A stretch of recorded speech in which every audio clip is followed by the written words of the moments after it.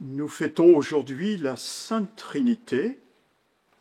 Nous fêtons également les 60 ans du foyer de charité d'Ottrott. En apparence, deux fêtes, mais en réalité, une seule fête. Une seule fête, car qu'est-ce que la Trinité, sinon un foyer de charité, un foyer d'amour?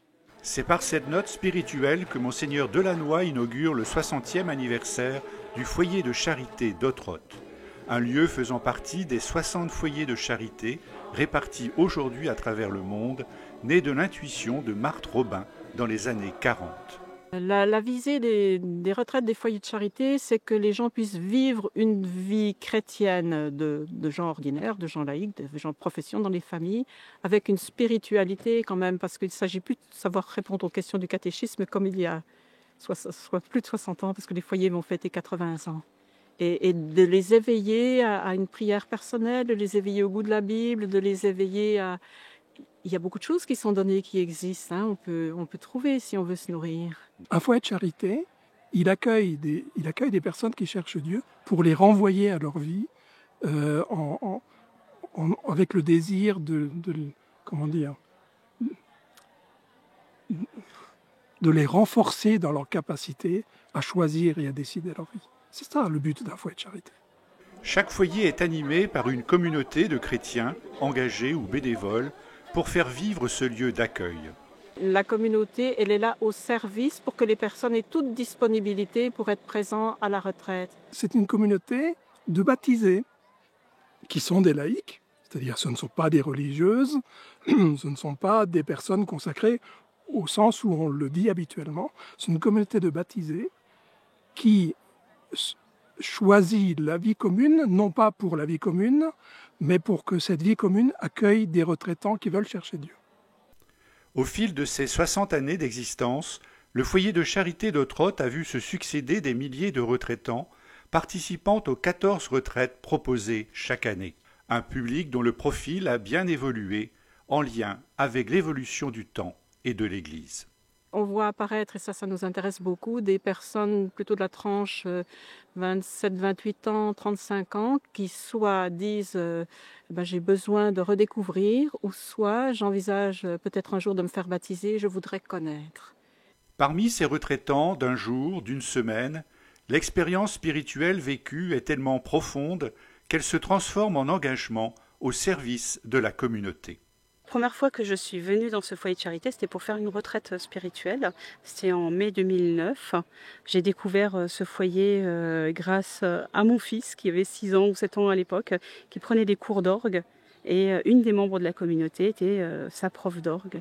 Et me voyant prier dans l'église pendant le cours, elle m'a donné un programme du foyer. Et je suis venue faire une retraite spirituelle et j'ai été retournée comme une crêpe pendant cette retraite. Il y a eu une vraie révélation, vraiment. Quand je suis arrivée, j'avais bien compris que c'était une semaine entière en silence. Et je me suis dit que cette expérience, je ne l'avais encore jamais vécue. Et j'étais prête à essayer. Et j'ai été vraiment baignée dans le calme, dans le silence, dans la nature. Et ça m'a énormément ressourcée. Donc c'était une expérience très, très, très, très riche. J'ai trouvé aussi beaucoup de calme, beaucoup de repos en moi. Et du coup, beaucoup plus de prédisposition à parler à Dieu et à communiquer avec lui. Et il y a eu une réalité, enfin vraiment un appel en disant c'est ici que j'ai quelque chose à donner dans ma vie de baptisée. Dans le service de l'Église, c'est vraiment ici que j'ai quelque chose à donner. Alors après la retraite, je me suis dit que je pouvais moi aussi, à mon tour, donner quelque chose de mon temps, de mon énergie, de mes mercredis qui sont libres, puisque je suis enseignante. Et j'avais envie de continuer l'histoire de ce foyer et de m'impliquer, de rendre service. Lieu d'accueil et lieu d'envoi dans la société, le foyer de charité d'Ottrott n'est pas replié sur lui-même. Au contraire, au cours de toutes ces années d'existence, il a su tendre la main et permettre la naissance de nouvelles organisations.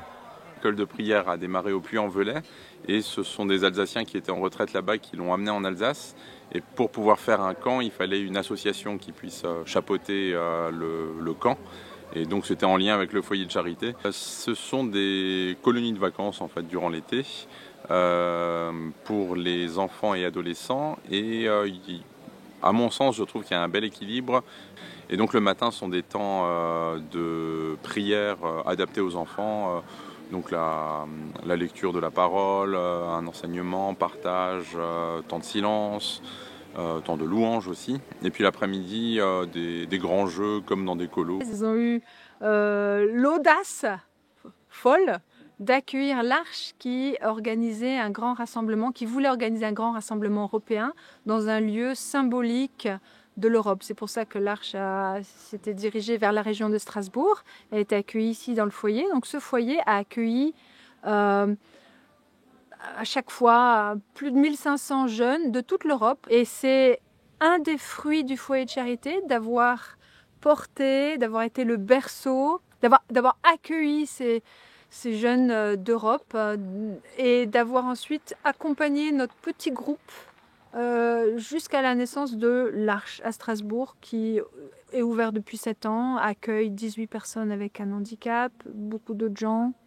et qui est un lieu de vie, on va dire, de rencontre. C'est comme un lieu qui peut porter du fruit, voilà, qui aide d'autres à porter du fruit, que ce soit des personnes, des individus, voilà. On vit notre vie, on est en couple, pas en couple, dans la famille, on a besoin de lieux pour s'arrêter, se ressourcer, relire. Si l'adage « le bien est diffusif de soi » est vrai, il est un lieu où il se vérifie pleinement au foyer d'Ottrott, véritable foyer de charité.